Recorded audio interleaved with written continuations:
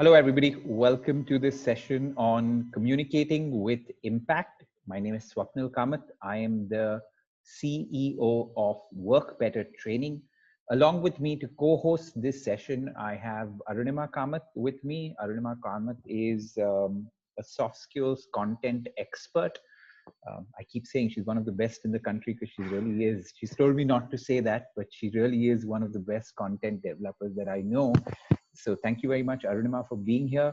And by now, I think most people know the role that you play in these classes, which is, of course, developing the content for it and being keeping me on track, asking me the right questions if I missed out or anything or not explain something right. So continue doing that and bring that to my attention if I haven't done it well. Now, so you can put your screen off till you want to ask questions, and you can go into hiding while I conduct the class. Okay, so I am mighty excited about conducting this session, as I am mighty excited about conducting almost each one of the sessions that I do on the subject of communication. And the reason behind that is that I know that if you actually pick up and start implementing the things that we teach you in this session, it can have a huge impact on the way you communicate. And I think by now we know that if you're going to communicate well, it is going to have a direct impact on your career, a direct positive impact on your career, right? So that's why each and every class, although I've done it so often over 10 years, I'm still excited while doing it, because if you really pick it up, I know the impact that's going to have, and that's what I really want for you, right? Now, especially when it comes to this session, and maybe I want to say this for every session, but especially when it comes to this session, you will start seeing the impact almost immediately with a little bit of practice on the session of communicating with impact, right? Because the minute you get this logic straight in your head, you will start doing this much better, and you're really going to start enjoying it then, because you're going to understand the power of communicating with impact, right? And that's why I'm excited about it, and I hope you like this class, and I hope the coaching sessions are being really useful for you. Okay, now, what does communicating with impact or impactful communication include? We are essentially today talking about two things.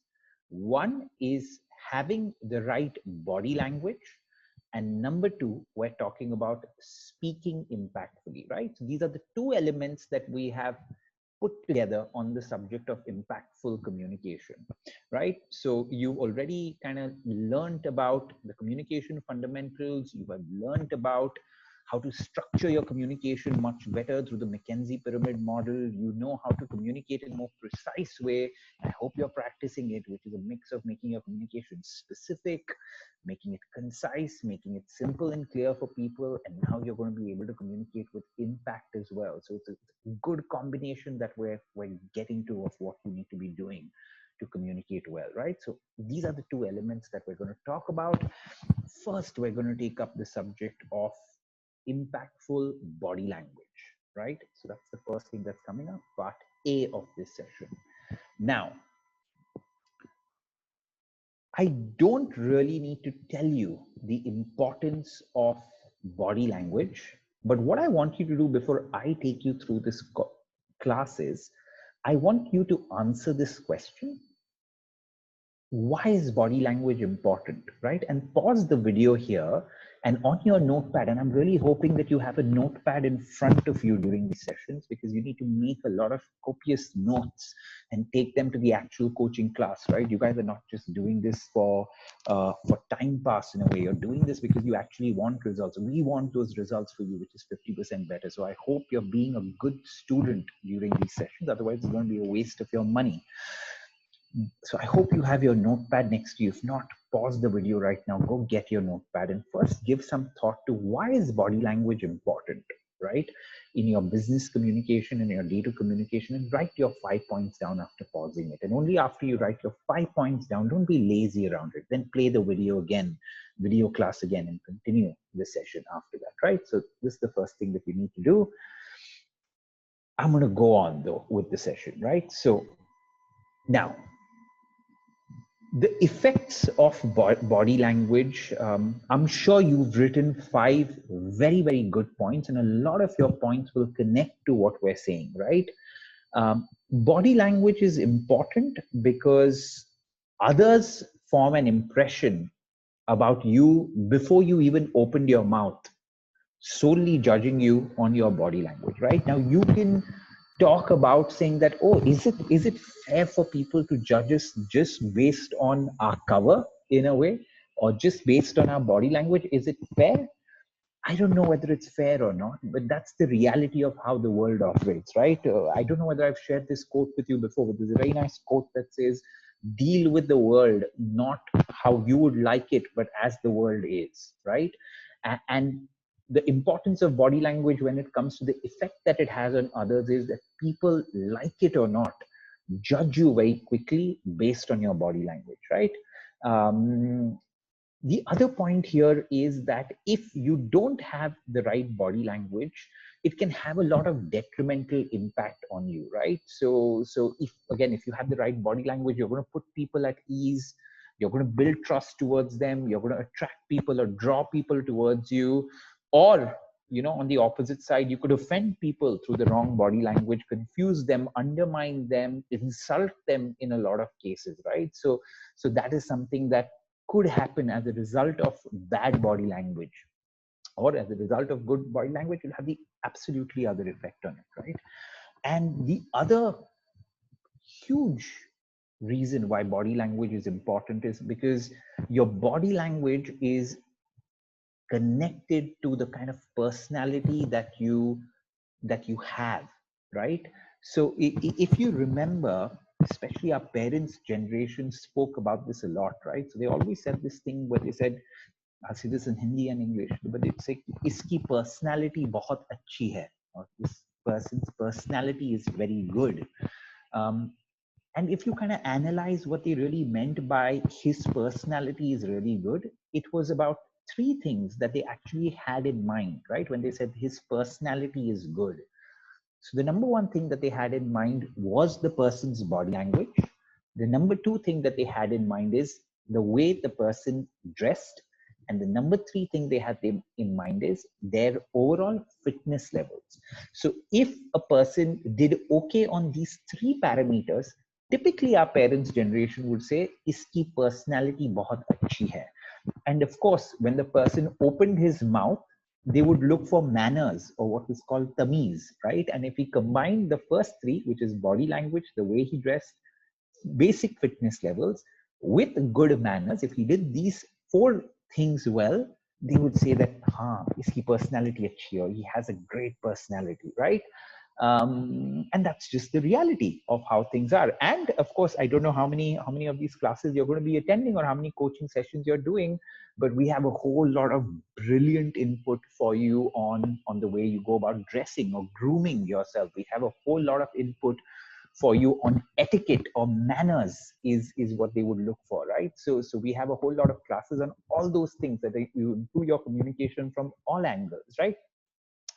So yeah, so your body language is a huge pillar of your overall personality.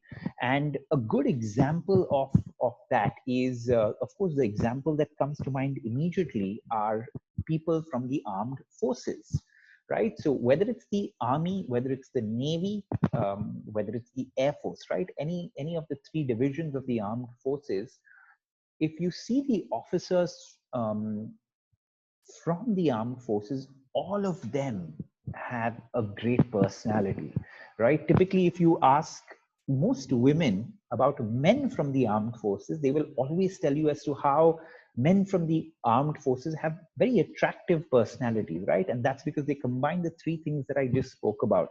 They have great body language, they're relatively fit, and they dress sharply, right? Well fitted clothes. They do these 3 things well. And of course, more often than not, they have basic tamiz or basic manners and etiquette, right? So when they do these 4 things together, automatically they tend to have a good personality. So very often I end up telling people that having a great personality has got nothing to do with the way you look. You do not need to look like a Hrithik Roshan or a Ranbir Kapoor. or one of these people in order to have a good personality. Anyone can have a good personality if you keep these three things in mind, right? Another example that I give people, yeah, before coming to that other example, now, people from the armed forces, we literally have thousands of people entering the academies every year, right? And if none of them have good personalities, or hardly any one of them have good personalities when they enroll themselves for the first time, right? But through training and through this knowledge, exactly like I'm giving it to you, somebody else gives it to them. And once they start putting that into action on a day-to-day basis, all of them walk in with mediocre personalities and bad body language often, and they walk out with kind of great personalities and great body language, right? And if you want to see a good fictional example of this, you should watch a Hindi movie called Laksh, where Hrithik Roshan very nicely shows that, right? So when he enters the armed forces, he has very loose body language, or very dhila body language, not a very good personality. But the minute he goes through the academy and he's trained well on these subjects, but with the right knowledge, he kind of walks out with the right personality, right? It walks out with the right body language. So that's a great example of before, after. If you could watch even clips from that movie, that'll give you some indication of what I'm talking about. I think, of course, I'm going to give you an example from the political sphere. It's got nothing to do with politics. Is whether you like him or not, I think our Prime Minister, Narendra Modi, is somebody that is known to have an excellent personality, right? And again, if you look at the combination, it's because he has amazing body language. Um, he is relatively fit. You don't need to have a six-pack abs to be fit, right? He's a relatively fit person, and he dresses up very, very sharply, right? He does a combination of these three things, and therefore he has a good personality. Again, got nothing to do with the way you actually look, but it's got to do with these three things, which are totally under your control, totally under your domain, and you can change it immediately, irrespective how old you are or irrespective how young you are, right? So we like talking about stuff that is in your control, not stuff that is out of your control, right? So again, coming back to the impact or effect body language has on others, people judge you even before you open your mouth. You either build trust, draw people towards you, or offend and confuse and undermine them based on your body language very often. And number three, your body language and your personality has a direct impact, has a direct impact, right, on each other, your body language and your personality. And that's it. That's the reason why it's so important. Now, on the other side, what is the impact body language has on your own self, right? And we have this video that you need to watch, which we'll tell you about later. But there's a very famous TED talk by a researcher who's, if I'm not mistaken, she's a researcher and professor at Harvard, if I'm not mistaken, called Amy Cuddy. And she's done a lot of research on the impact body language has on oneself. And what the research shows, and you're going to watch that in the video as well, is that good, powerful body language, good, positive body language can increase power hormones, okay, and decrease your stress hormone. So in simple words, what she's trying to do is, if you practice good body language, you are going to feel a lot more confident and positive if you do it, right? So it's not just the impact that you have on others, but it's also the impact that you're going to have on yourself, which will help you grow your confidence and be more positive, right? So that's why body language is so important, because of what it does to others and because of what it does to yourself, right? And the beauty of this is, if you take this session seriously, from right now, from today, you can change your body language. I can say that with a lot of authority, ladies and gentlemen, because I used to be someone with terrible, terrible body language, right? I spent a whole lot of my early life, just about when I was post-graduating and my first year, I think first year of working, I used to have terrible body language, and I didn't realize what kind of a negative impact it had on me. For me, the negative impact that it had directly was my back used to ache a lot as a result of the negative body language. And the negative body language, the impact it had on others was others didn't take me very, very seriously. And I'm going to give you an example of this as we go along in the topic, right? So yeah, this is the importance and the effect of body language. Now, what are the 4 elements that we're going to cover during this session, right? So we're going to talk about good posture. We're going to talk about the importance of eye contact. We're going to talk about what do you do with your hands, and we are going to talk about your facial expressions, right? So this is the thing that we're going to talk about during the session on body language. Okay, so let's get to posture first. Of all the 4 things that I mentioned, if I had to pick one that was the most important, I would say that it's posture. So you fix your posture, and I would say 70% of your problems around body language are sorted right there. So posture is the number one thing to kind of fix, and you can fix it immediately, starting right now. Now, what is good standing posture, right? So what is good standing posture?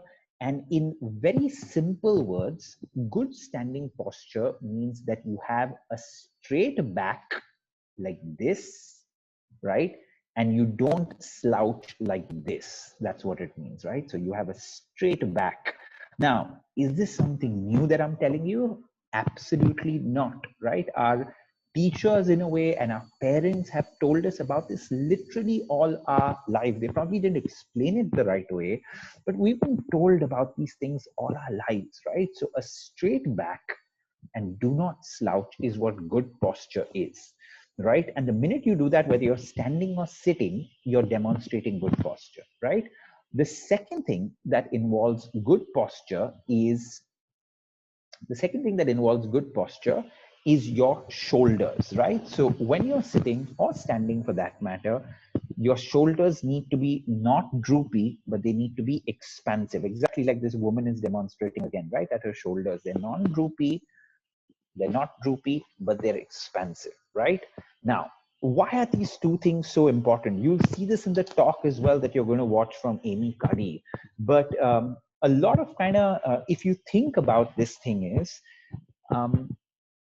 every time that you are feeling low or not feeling too good health-wise, or not in the best of moods, you're in a slightly melancholic mood or a slightly sad mood, your body will shrink, or in Hindi it's called sikudna, right? Your body will shrink. It won't be very broad. And the minute you're feeling confident, or you're very happy, or you're elated, your body will expand, right? So your shoulders and your body will expand to the extent that if you watch cricket, and right now there's IPL season that's going on, if you watch cricket, if a batsman scores a milestone of a 50 or 100, or a bowler takes a wicket, they expand their body as much as they possibly can. Like they literally expand their body because they become so happy. So the whole point is, if a runner wins a race, he expands his body like as big and wide as possible, right? So that's what you do when you're really, really happy. And when you're really sad, you kind of bring your body down together, right? Now, the very kind of interesting thing about body language and posture is your emotions impact your body language, and in turn, your body language impacts your emotions, right? So this is like it's a cycle. Your emotions has an impact on it, and also your body language has an impact on your emotions, as Amy Cuddy will tell you in the video, right? So that's why if you consciously and proactively keep yourself straight and expand your shoulders, not just will you look good to the people in front of you, not just will you portray confidence, portray authority, portray leadership to the people in front of you, you will also start feeling positive, you'll also start feeling confident. And this is not just me saying this to you. All the research around the world points out towards the same thing, right? And of course, that video will help you. So the first foremost thing, sit or stand straight. And even if you're walking, do it in a straight way. Expansive shoulders, don't droop, right? The other thing is keep your head held high, chin parallel to the floor, right? So you can see this versus again your chin dropping like this, right? So this is the other thing that is involved in good body language. where your neck and your chin is parallel to the floor, right? We don't want you to do this, right? We don't want you going the other way around where it's like this, where there you look like your nose is in the hair, in the air. It looks kind of weird. So you don't want to do that. But basically you want your kind of chin to be parallel to that. And of course, the other thing when you're walking, good body language is a couple of things to keep in mind is number one, as far as possible when you're walking, put your heel down first and then walk, right? And you should walk more often than not in slow and steady steps, right? That's what you should walk. That's how you should walk, and do not drag your feet as far as possible. Be very careful about not dragging your feet. Really lift your feet and walk when you're doing that. Because again, if you don't walk properly, if you're dragging your feet and you're walking, or if you don't kind of put your heel to toe and walk like that, again, your body language is not going to be good, right? So this is what you need to keep in mind. Straight back. um, I remember, and again, I don't mean to get into kind of politics here, but any kind of leader across the world that you know um, always demonstrate good posture and good body language, right? So I remember Barack Obama used to be somebody with a great personality, and if you saw, again, he combined great body language with essentially posture, very fit and dressed very well, right? Combine those three things. If you look at even somebody like Putin from Russia, comes across as a leader because, again, very fit, great body language and posture, always straight. You're never going to find these people drooping or sloppy in any way, right? Always straight, fit, right? Dresses well, and they have a good personality. All of us can do that, and all of us can do it immediately. Okay. On the other hand, I always bring up this politician. At one point of time, we used to have a prime minister who's still there in politics, but his name was Deve Gowda. He was the prime minister of India, I think, for 18 months. And whether he was sitting or standing, even in parliament, he used to have such sloppy body language, right? I remember he went to the UN, and even when he was sitting, he was literally sinking. I'll show you a picture of that, of how he was sinking into his chair. And really, to represent India like that is almost so embarrassing. And of course, whether you like Modi's politics or not, it's a totally different issue altogether. But you know that if somebody like Modi is going and representing you at a national level, they're never going to have sloppy body language, right? Even there are lots of other ministers, even somebody like Chidambaram, right? If you've seen Chidambaram, he's always our ex-finance minister. He's always straight. He always sits straight, right? He looks, he has a good personality when he's representing you all nationally or internationally, right? So those are just good examples of people displaying the right kind of posture that is there, right? So again, straight back, no slouching, expansive shoulders. Okay, now what's good sitting posture? This is interesting again, right? What is good sitting posture? So again, the same logic where you say sit up straight, okay, maintain expansive shoulders, and don't fall on either side of the chair, right? People have that habit of kind of falling on one side of the chair or the other side of the chair when they're sitting, and that doesn't look too good if you do that, right? The only person that can pull that off, of sitting like this on one side of the chair and still make it look good, I think, is Amitabh Bachchan. I don't think anybody beyond that can do it. So us mere mortals, we shouldn't try doing it, right? But Amitabh Bachchan still kind of pulls it off in some way. But even he doesn't do it. If you watch Amitabh Bachchan in Kaun Banega Karodpati, you'll always find him displaying good posture. He's always sitting straight. He's not falling on either side of the chair. Okay. So yeah, so this is the first thing that you need to keep in mind. Now here, the other thing, no gap. If you want to know whether you're sitting right on your chair, basically, there shouldn't be any gap here, right? There shouldn't be any gap here. If you see, this is a much better thing. Your back and your backside should take the shape of the chair. That's what needs to happen. And the minute you have a gap that happens here, it doesn't look good to other people. And in a way, you're also causing your back a lot of harm when you're doing that, right? If there is a gap between it. So be very careful while sitting to ensure that there's no gap that's created here. Now, if you're sitting at a table, keep your hands visible on the table surface. Otherwise, keep them on the armrest or on your lap, right? That's what you're supposed to do. But the ideal place to keep your hands, basically, if you're sitting on a table and having a discussion, is keep your hands on the table, right? That's what you're supposed to do.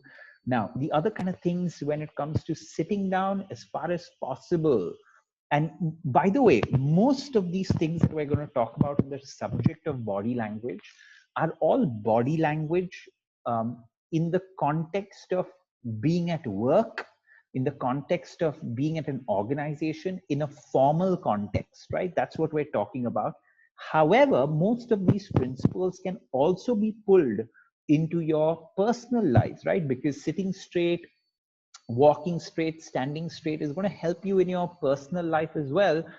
However, what I mean by that is that if you're at home and sitting on your sofa, and if you're sitting in a kind of relaxed way, there's no problem with that, right? Because you're trying to relax your body. But when you're in a work setting, in a formal setting, in an office setting, you need to be careful about your body language, because it has an impact on you and others.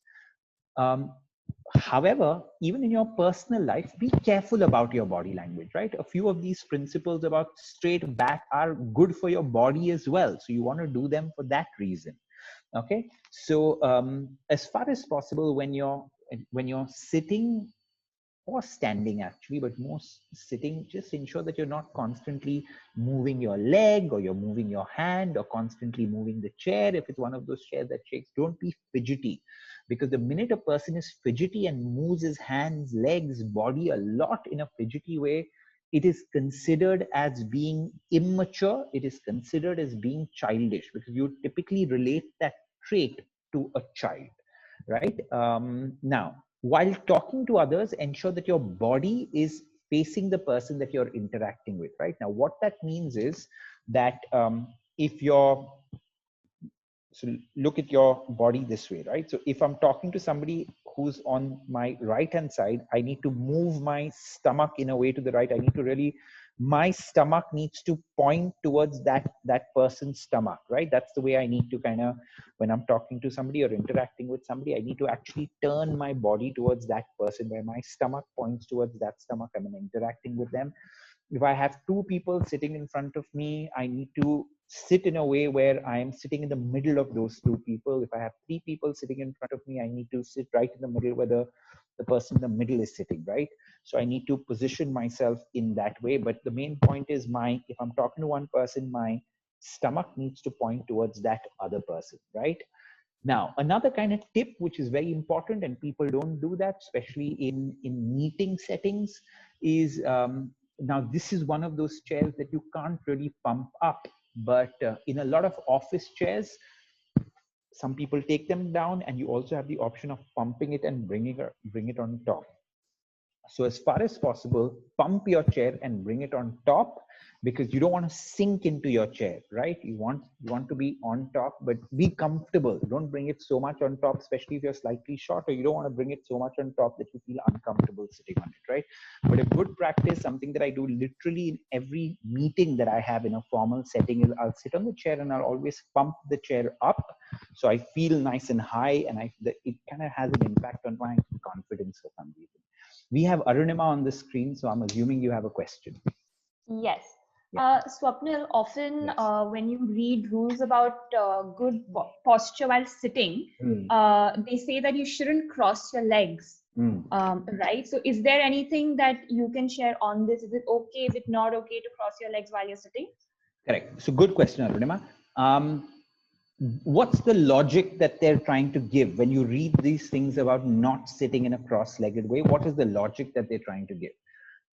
If you cross your legs and your leg is on top, in a way, it seems kind of impolite that your leg, which is crossed, is in the person's face or in his area, right?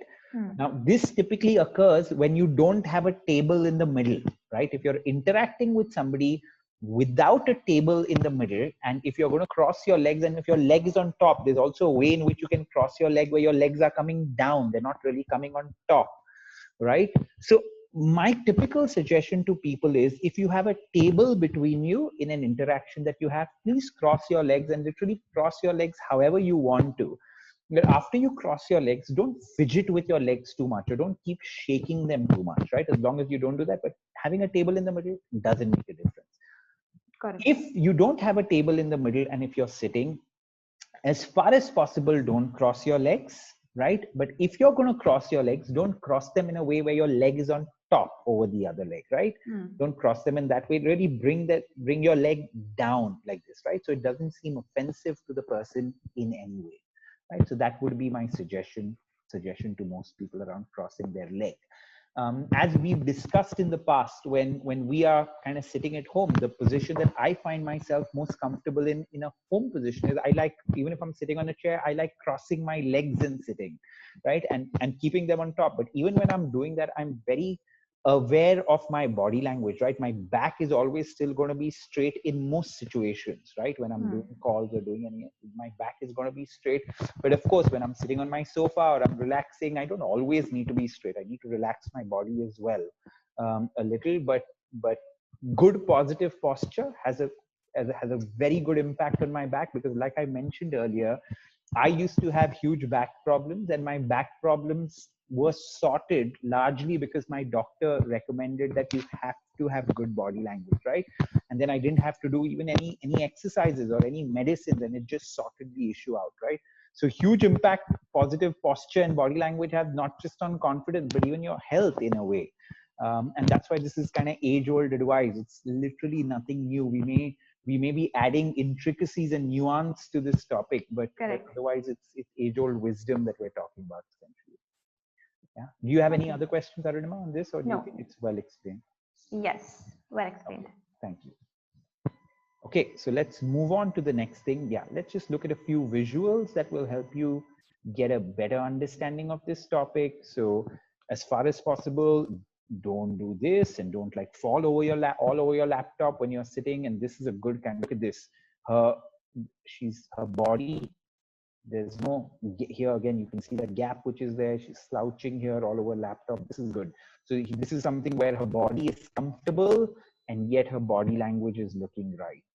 Now, a lot of people like, if they're working a lot on their laptop today, you get a lot of these laptop stands which are there, right? I don't use one myself, but a lot of people, because their neck hurts when they need to look down like this, they get a laptop stand or they get something and they put kind of their laptop on that and type. I've seen people doing it. I don't do it myself. So if your neck hurts, maybe you can try that, right? I don't think they're too expensive if you have to do a lot of work on it, right? Now, this is the slouching body language that I was talking about, and I want to give you my example here, right? Something which you'd probably remember. So this used to be my posture in office at all points of time in the first year of my career. This is what one of our prime ministers used to do earlier, where he used to sit like this in a sloppy, kind of slouchy way. And this is the point that we discussed earlier, right? So if you're having a discussion and if you have a table, again, this is a relatively straight back, you're leaning ahead into the conversation, which is a good thing always on a table. If you're having a discussion with somebody, you want a straight back, you want to lean ahead slightly while talking if you're interacting with somebody else, because leaning ahead basically shows interest in the conversation, shows a little bit of respect in the conversation when you lean ahead. So he's doing the straight back, he's leaning ahead, and his hands are on the table here, right? And that's a good thing. The kind of hands on the table is slightly primitive knowledge, but the kind of point is a very interesting point when, in a way, when you don't see a person's hands, you don't know what he has in his hands, and that, in a way, without us realizing, kind of tends to scare us, right? So the minute you see somebody's hands on the table, that puts us at rest for some reason, versus the person's hand being below the table, right? It's very primitive logic, because but it's something which is interesting, right? So these body language is an absolute no, right? So I want to share my story. Like I told you, I used to be in this category of a person, right? And so literally I would always sit like this, and my work desk used to be situated right outside my boss's cabin at L'Oreal. And when I'd sit like that, I remember one day my boss was walking into her cabin, and I was sitting like that, and she just she like tapped on my shoulder, and she said, listen, you know what, if you're going to sit like that, she said, even if you're doing the most important work here at L'Oreal, people are going to think that you're playing solitaire, right? With this kind of body language, people are not going to take you seriously because they're going to think that you're doing time pass if you're going to sit like that and not doing any work, right? And that made so much of sense because in large organizations and any kind of organization for that matter, they make so much of a difference when people just see you, they see you sloppy, they think you're not doing anything, right? And then she kind of gave me lots of other examples of how bad my body language was and how this way, even in important meetings, I would sit like this. People wouldn't take me seriously. It was my first year of doing a job. People wouldn't take me seriously. If I was doing a meeting with somebody and if I had a pen in my hand, I'd constantly be like moving that pen, sometimes I'd throw it in the air, catch it while having work discussions, right? Constantly fidgeting. In a conference room, my leg would always be moving, all the time it would be moving, right? And that would give such a bad impression to people about me. And literally from that day, I kind of realized it and I improved my body language. And of course, there are a few people for which this comes very naturally. My wife is one of them, right? Ever since I've known her, and I've known her for 20 years, like ever since I've known her, I've always seen her walk straight, sit straight, do everything with great body language, right? So it's something that came to her naturally. But for me, unfortunately, it didn't. I had to learn it the hard way. But thankfully for me, I got the lesson very early on. And today, in any formal setting or in any outdoor setting, I can never go back to my former self, right? Because I've seen the huge advantages that having good body language and a good personality really helps me out with. So, for example, if I'm going into a meeting and if I'm walking straight into it, and I'm standing tall, having expansive shoulders, and I'm walking into a meeting, it kind of puts me on the front foot immediately in that kind of meeting, right? So you imagine yourself, if you've never met a person, and you're going for a meeting with that person, and whoever that person is has great body language, so it's very straight, expansive shoulders, so has great posture. Number two, he's dressed really sharply, and number three, he's got relatively good fitness levels. Even so, before you'll open your mouth, and if you're not dressed well and if you don't have good body language, that person will have in a way the upper hand in that meeting over you. And of course, if the person turns out to be an idiot, then it's another thing, right? Just having all these things and then not having manners or not knowing your stuff well, then it doesn't help. But just imagine a combination of having a good personality, having manners and etiquette, being a subject matter expert, knowing your technical stuff, then being a good verbal communicator, and ticking off all these boxes in a way. And the minute you start ticking off all these boxes, it has kind of huge positive impact on your career. I always tell people that, having a good posture and having a good personality, man, it has helped people look at me in a different way, but it's made me feel good about myself as well, right? And that's why I want you to kind of change this immediately, change this starting right now, because this is one of those things that you can change immediately, right? If you put the effort into it.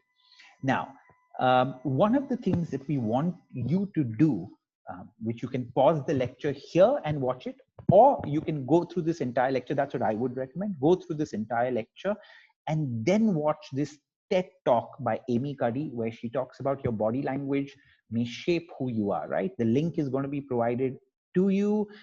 After watching her talk as well, see what your takeaways are, see what you learned from that. Watch the one with subtitles so that even if you don't follow anything as far as their accent is concerned, you can pick up the entire message that is there. And whatever your learnings and takeaways are, ensure that you discuss them with your coach during your live coaching session, right? So the minute you start discussing these things with your coach, they'll really sink into your brain, right? The minute you say them out loud. So this is something that you could do after you finish the session. You not could do, you have to watch this video, because this session is going to be one where we have a lot of videos for you to watch, because we're talking about the subject of body language. Unless you actually see these examples, see these stories, is not going to make that much sense to you, right? So this is something that you can do. Okay, Arunima, before I go to the next topic of eye contact, do you think I have missed out on anything, or do you think I need to any questions that people may have at this point of time? No, I don't think there are any questions Correct. at this point. Okay. Now, just before we move on to the next topic, right? Like a lot of people ask me, what do I do? So how do I get started? And all that I need to say, start right now. right? If you're watching this video, audit what your body language is right now when you're watching the video. Are you sitting straight or not? How are you sitting on the chair that you're sitting on? If you're standing, how are you standing right now? Fix it immediately, starting right now. Don't even wait for the rest of the video to get over, right? So sit straight, right? And initially you could feel a little bit of discomfort because you're not used to doing the right thing, right? But the minute you kind of get in the habit of having those expansive shoulders and being straight, you're going to start loving it. So fix it right now. Nothing else can help you besides you now practicing it and you being very conscious about it, right? And this is not just about body language, my friends. This is just about the entire topic of communication, right? In the end, what you need to do in this topic is you need to practice what you learn. There's a very nice thought that says, you know, it's one thing to know something, it's another to actually live it, right? And what you need to do if you want to get better at your communication is you need to live these things, and starting right now. Okay, no excuses there. Yeah, almost everyone that you would know that is a leader, almost everyone, I can't say everyone, I would say 7 to 8 out of 10 people at senior positions in companies or people that have done really well in their career, you will find that they have good body language and posture, right? Especially, you will find that one thing in common, whether it's in business, whether it's in politics, whether it's in sports, whether it's any of these subjects, you will find this is the one common thing in them, right? So start doing it immediately. Now, what's the thing that you need to keep in mind as far as eye contact is concerned, right? And eye contact is something which is very difficult to maintain, but very important for you to make eye contact with people when you're speaking to them. I know a lot of people, a lot of close friends of mine that don't make eye contact or don't make eye contact properly or avoid making eye contact with people, and it has real detrimental impact, right? And the detrimental impact is when you don't make eye contact with people, people don't trust you, right? People think that you're lying. People think that you have something to hide. And very often you don't have, you're not lying, you don't have anything to hide, you just don't like making eye contact with people and you don't do it. And that's the impression that they get. The other thing that happens is when you don't make eye contact, it also makes people feel, and it's the truth very often, that you are not confident or you're scared or you're very, very nervous. Very often it is the truth, but that's the impression that you're giving people. But ensure that you make eye contact with people when you speak to them. That's a very important part of using your entire body, including your eyes. So we're talking about everything besides the verbal or the written word here, right? Now, this is a beautiful quote. I love this one, which says, listen with your eyes, not just your ears, right? And of course, you know, that's the whole kind of beauty of face-to-face meetings, whether they're in-person face-to-face meetings or even Zoom or video chats that happen, right? Because you are supposed to listen with not just your ears, but also your eyes, where you can read the emotions of the other person. You can read feelings of the other person. You can read the reactions of the other person. You can read whether through your eyes, whether the other person has understood the thing or not. You can understand how he feels about these things. So very important to use your eyes again when you're listening to people. And please make eye contact then and pay attention to it. Very often, especially in India, and I'm sure this happens all over, but in Hindi, our parents would, especially if they thought we were lying or deceiving them in some way, they would very often say, "Aankhon mein dekh ke batao," right? Because they knew that, you know, if I look into your eyes and actually kind of look into them, I will know, you know, based on what your eyes are telling you, whether you're lying or not, right? So that's the importance of listening with your eyes and not just your ears. Okay, while interacting with multiple people, make eye contact with everyone present, right? So sometimes you're talking to 2 to 3 people.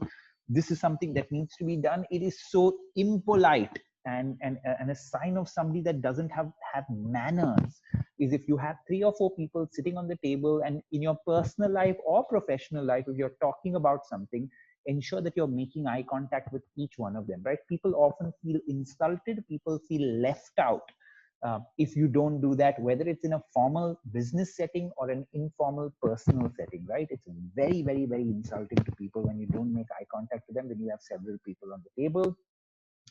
It's very good etiquette if you do that, right? So please put it into action. Even when you're in business settings, and if you have probably 3 people sitting on the table, you have one person who's extremely senior and probably 2 people that are junior.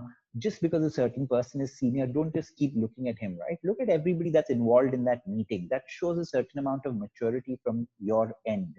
And of course, like I mentioned right at the start, is, shifty eyes, like constantly looking at a person and looking away, constantly looking at a person, like having those shifty eyes, looking here, looking there, can make you seem unsure about what you're talking about, underconfident, or like you're hiding someone, right?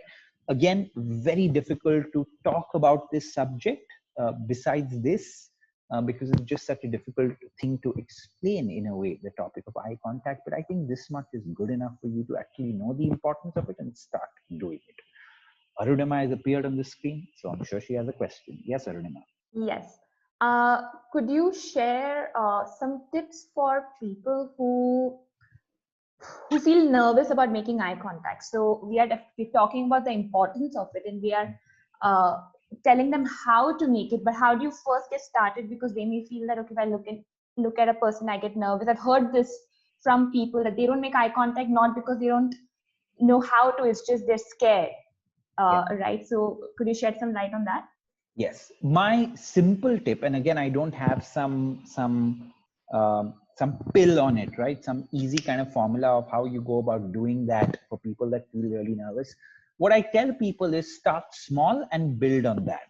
That's what I tell people. Start small and build on that, which means make eye contact with the person. If you are comfortable making eye contact for 5 seconds, like that's what you're naturally comfortable with, 5 seconds, try to push that to 7. Right? Like push that kind of limit of yours a little, right? And then once you start pushing it with 7, kind of the minute you start feeling uncomfortable, push it a little more, right? Push it to 9 and push it 10 seconds. And then you'll find that over a period of time, it's completely fine. You can make the eye contact without anything. So my advice to people that don't make eye contact is start small and keep pushing your limit a little bit over a period of time. And Arunima, literally within a month's period, you can start doing this if you keep this. But you need to be very conscious of pushing your limit every time, doing it a little more than you're comfortable with, doing a little more than you're comfortable with. They often say that about running, right? So they say that, after you're like really tired, do probably 5 minutes more, right? After you're really tired. And exactly like that, after you feel really uncomfortable making eye contact, do it a little more. Because what happens is, unlike many other things that are truly dangerous, making eye contact with people is not a truly dangerous thing, right? It's not going to bring you, you're nervous about it, but it's not going to really harm you in any way. And what you need to train your eyes, your mind to, more than anything else, is, I pushed the limit and nothing really happened. So that's something that you need to keep in mind. And of course, the eyes play such an important role, right? And what you do with your eyes plays such an important role, because we're going to cover this in the topic of listening, right? We have an amazing session for you all lined up on listening, but we talk about it, right? So when you're listening to somebody, say if you're on the phone, you need to be careful about your eyes again, because if you kind of, if you look anywhere else, that can distract you from listening. So your, again, eyes play an important role in what you do with them, right? But of course, here, start with just making eye contact with people, push your limit a little, push your limit again. That's great advice, I think, on it. Does that make sense? Yes, it does.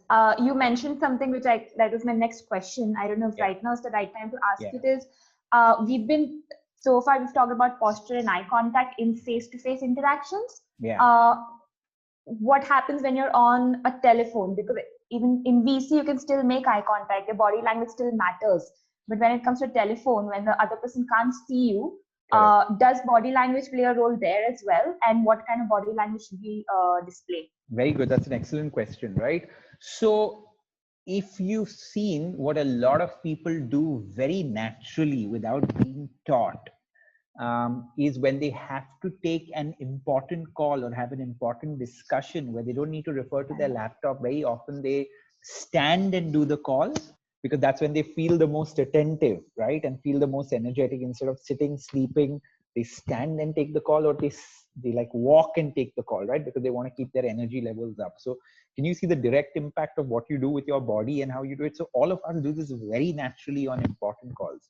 Very often, if you call Arunima, especially during these work at home situations, if you call somebody and if they're sleeping and taking the call, or they're lying down and taking the call, just from the way their voice sounds, very often, if you know the person well, you'll be able to tell that this person is lying down and taking the call, or bad posture in taking the call, right? So yeah, a lot of people for important calls actually stand up and do it, or walk around and do it. But if you need your notepad and if you need your laptop in front of you when you're doing the call, I would recommend to most people that ensure that you have great posture even on a telephone call. Of course, on a video call, you have to have great posture, right? Although you can see very little of the person, but even that little portion that you see needs to have the shoulders that are expansive, and you can see if a person is straight or not. So it's important even then. The other thing that sometimes I do myself, and I know that it's a wrong thing to do, but sometimes I fall victim to it, is when you're on telephone call. A lot of us these days use these kind of headphones while taking calls, and that basically keeps our phone in our hand, right? And it's so easy then for you to start browsing other things on the phone when you're actually on a call, but you're browsing. It could be Facebook, Instagram, WhatsApp, whatever it is, email sometimes, right? And you're kind of multitasking between that, and that's such a big distraction because your mind is neither here nor is it there, right? And like, I train so much of this subject, and sometimes I do that as well, right? I'm a victim of this, and I can try to minimize it as far as possible. And people can tell if you're looking at something else when you're speaking and doing it. Correct. Right? So that's my take on it. Got it. Make sense? Yeah. Cool. Okay, so let's move to the next thing, right?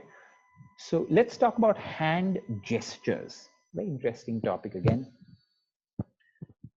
Okay, so what do you need to do in your hand gesture? So people often ask me this thing.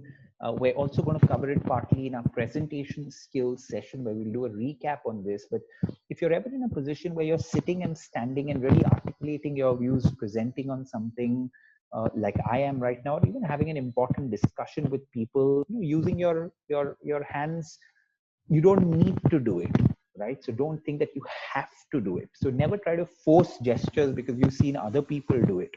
Do not try to do that. The more comfortable that you get speaking, automatically as a human being, your hands will start moving, right? Whenever you're comfortable. And if you don't know what to do with your hands, especially when you're standing and presenting something, keep your hands in front of your stomach or chest, right? Just keep them like this in front of your stomach or chest. And when you get comfortable, your hands will start moving automatically, right? Now, what are you ideally supposed to do with your hands as you get comfortable? Of course, presenting or speaking in those settings, you're supposed to move your hands according to what you're saying, right? So for example, if you're going to say this quarter we're going to see huge growth, right? This is the way your hands are supposed to be. This quarter we're going to see huge growth, or we're going to go on top as far as this thing is concerned, right? We're going to move very, very quickly through these things. So you're supposed to gesture according to what you're saying when you're presenting or articulating your views to people, right? Let me repeat this thing. Please do not try to force gestures, right? You do not want to be concentrating on what you're doing with your hands. You want to be keeping your hands in front of your stomach or chest. If you're standing, gesture when you get comfortable. Okay. Now, like we mentioned, while sitting, keep your hands on the table. If you have like a lectern in front of you, you can keep your hands on that. That makes people comfortable. Let your hands move in sync with what you're saying, and as far as possible, like she has, right, open palm. So don't point at anything with your finger like this, right? So don't like point at people like this or like this, right? That's considered to be impolite or rude. When you're pointing at something or someone, you're supposed to point with your open palm, basically, right? That's considered to be like a respectful way of pointing at something or someone, right? So not much to tell you here, because I don't like confusing people with stuff that is not that important. So let me kind of recap what I'm trying to say. If you're standing and or presenting or articulating your views, don't force gestures. Let them happen naturally. What you can focus on is, especially you're presenting, keep your hands in front of your stomach or chest. If they move, great. If they don't move, it's okay, right? I often tell people, nobody's going to give you a project or nobody's going to give you a good appraisal just because you moved your hands well, right? People, that's not the way life works. So don't concentrate on the wrong things, but keep your hands in front of your stomach or chest. That's more than enough. If you have to move your hands, the more comfortable you get, automatically they will move, or you'll gesture according to what you're saying. Huge growth. We want to lower the cost. If you want to say lower the cost, this is what you want to do. We want to shrink our budget on this, right? So your hands are supposed to move according to what you say, and open palm instead of a pointy finger when you're pointing at something, right? So this is what my 2 bits, not much, on the subject of hand gesture. Okay, now there's another video which you can watch after this session is over. This is a very nice video by a gentleman called Simon Sinek, who's an expert on the topic of leadership. The talk is on why good leaders make you feel safe. And Simon Sinek is known to be somebody that, you know, gestures a lot and has great body language. So you can watch this video and see what he does with his hands while speaking, and make a note of your kind of the observations that you have, and you can discuss them with your coach later on as to what he thought about it, right? So watch this at the end of the session as far as possible. Okay, now your facial expressions, again, a very interesting topic, right? This is an old Chinese proverb that says, a person without a smiling face must not open shop, right? So it's very important for us to have a positive facial expression as part of our body language. Now, consciously keep a pleasant composure as your default expression. So I'm not even talking about a big smile that you need to have all the time, but let your default facial expression be a pleasant one, a positive one, or a small smile, right? And this is something which is so unique to us Indians, right? Let me give you this example. So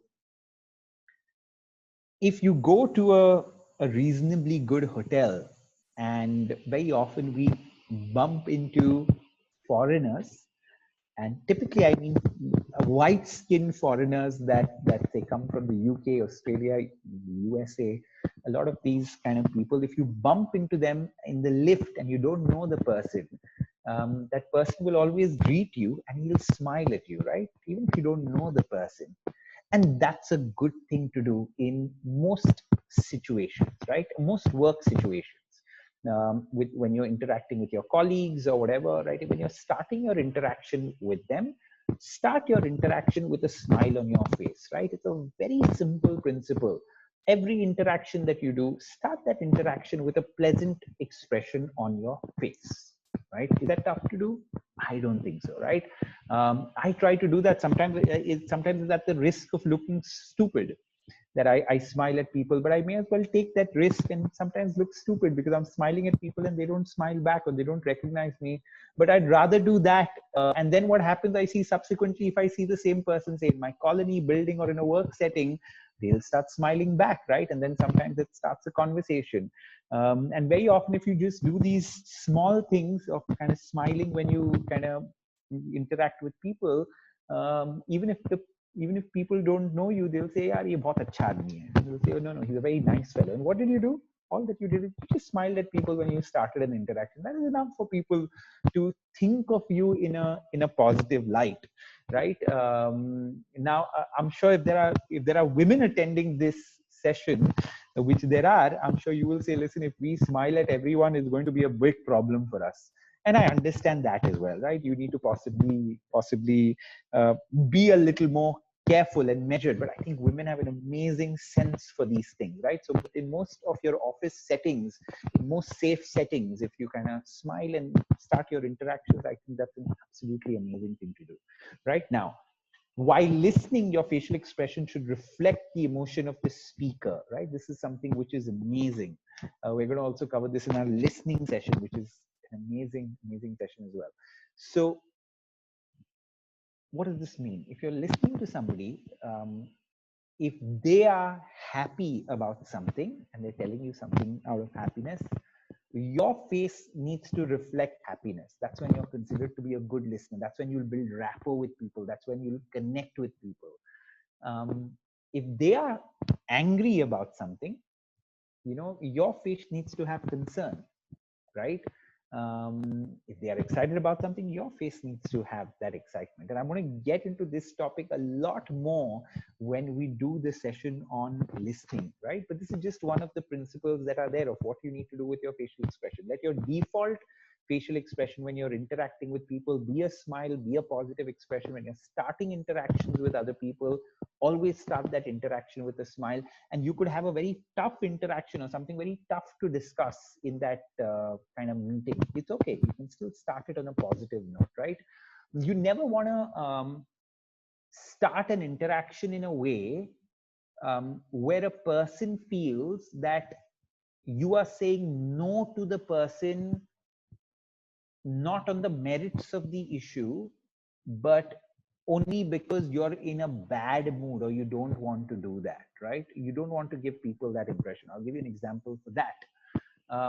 This has happened to us all the time. Say if you go to a Vodafone gallery or an Airtel gallery or a Geo gallery, right? And if you go and you start interacting with the other person, if the person really starts the interaction with a big smile on their face, with a greeting to start with, so starts really on a positive note.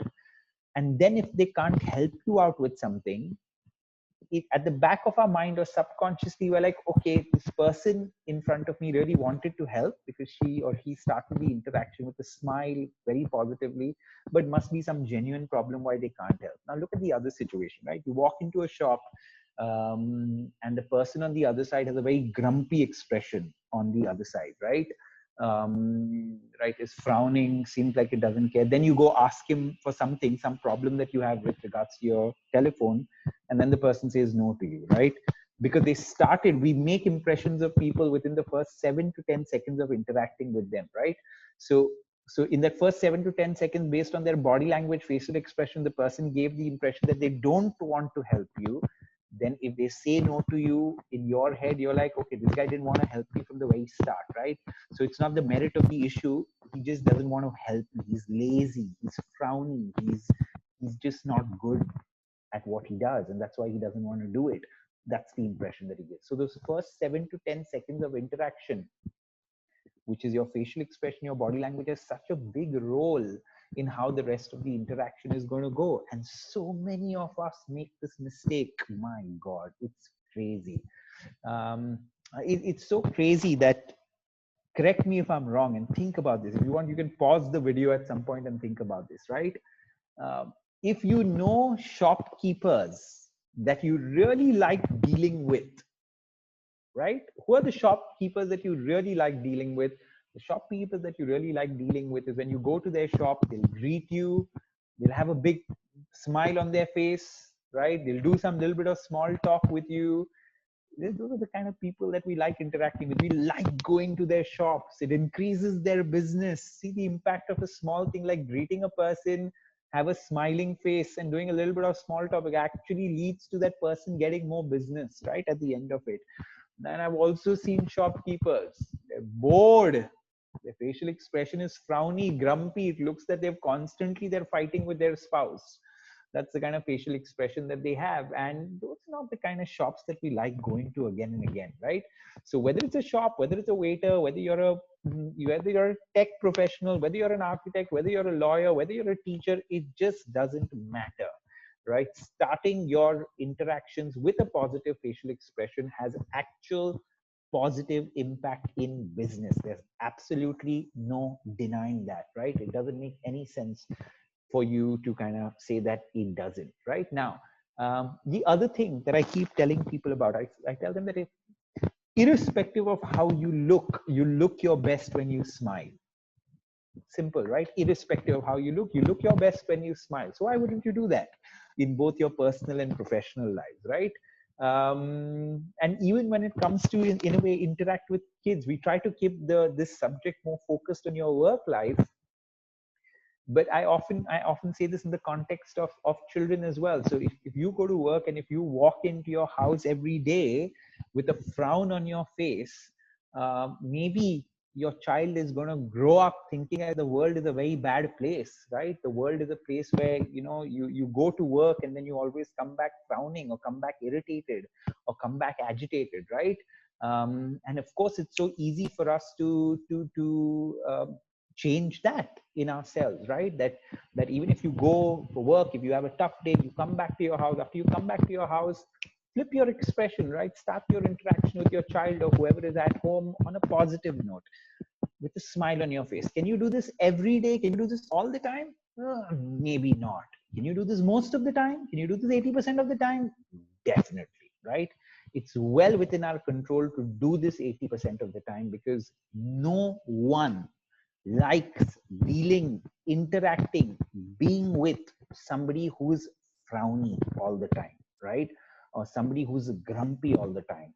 As it is, life has a lot of pain in it. As it is, life has a lot of problems in it. The last thing people want to see is a frowny, grumpy face in your personal life or in your business life, right? This is just the truth. A very nice quote that says, the truth may piss you off.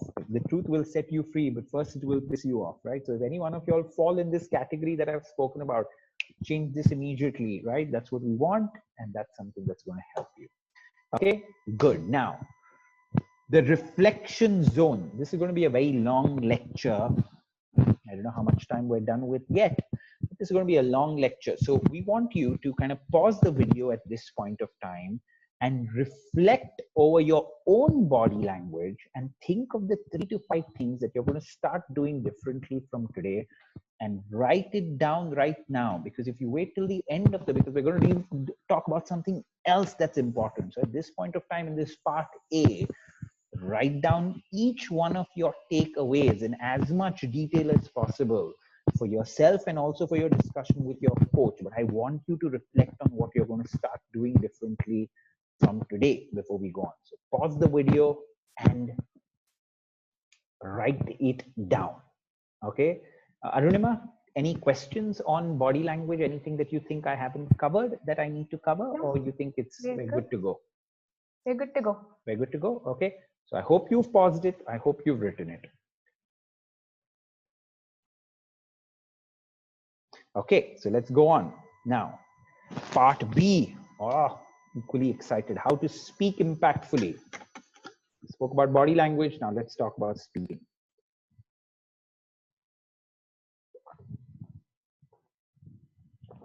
What you say is important, but how you say it makes all the difference, right? I'm sure all of y'all will agree with this. It doesn't matter which language you speak in.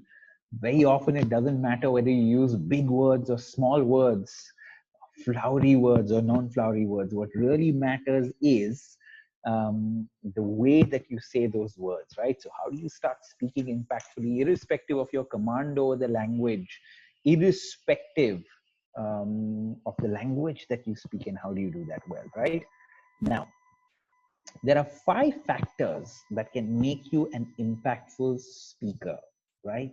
These are the only 5 factors that will matter. And what are those factors? Those 5 factors are: number 1, tone of voice; number 2, stress or stressing on words; number 3 is speaking with clarity and at the right volume; number 4 is speaking at the right pace and pausing at the right time; and number 5 is your fluency, right? Now,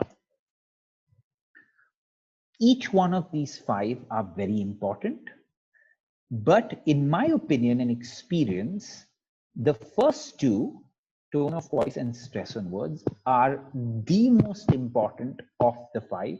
And if you do these 2 right of the 5, that's why we're going to go into detail here, it's like almost 70-80% of your job is done, which means that irrespective of how fluent you are in a language, fluency is very important, but irrespective of how fluent you are in a language, if you do these 2 things right, you will start being an impactful speaker. And of course, I'm going to run you through what all 5 of them mean and how you go about improving all 5 of them, right?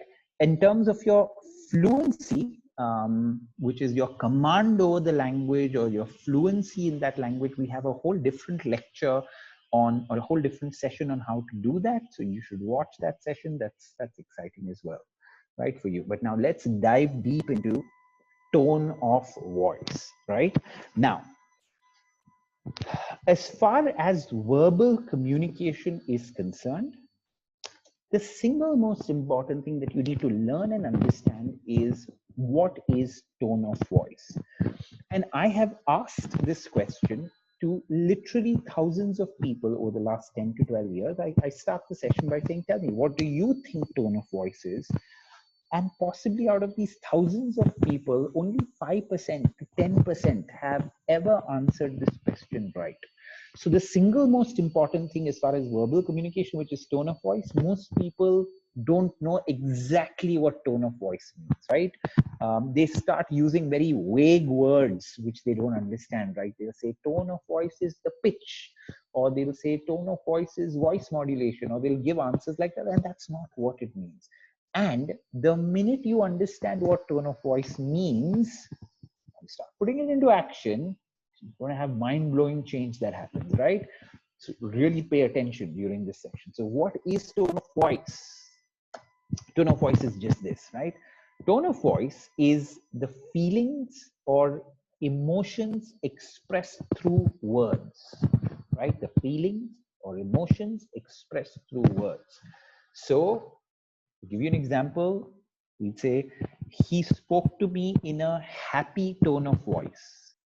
He spoke to me in a sad tone of voice. He spoke to me in a rude tone of voice. He spoke to me in an angry tone of voice. He spoke to me in an upset tone of voice. He spoke to me in an excited tone of voice. He spoke to me in a sarcastic tone of voice. If you look at all these things that I've mentioned, and many, many more, because we have so many different emotions, right? All of these are emotions or feelings expressed through words, right? And that's why there's a very nice quote that says 90% of misunderstandings between human beings happen not because of what is said, but because of the tone of voice in which it is said, right? And if you are somebody that is married, you know exactly what I'm talking about, right? Because I can say 90 to 95% of differences, arguments between spouses or your significant others happen because of this tone of voice. And if you fix this thing, your misunderstandings will reduce and you'll also be an impactful speaker, right? So double kind of advantages of understanding what tone of voice is. And you can literally start doing this from today. Right now, let me give you a few examples to explain this topic well to you, right? I'm going to give you examples from kind of different worlds for you to understand. So let's first talk about our significant others or our spouses and what tends to happen, right? So very often my wife will kind of shout out to me from another room and she'll say, Swapnil, right? And then I'll say, yeah, that's what I'll say to her, right?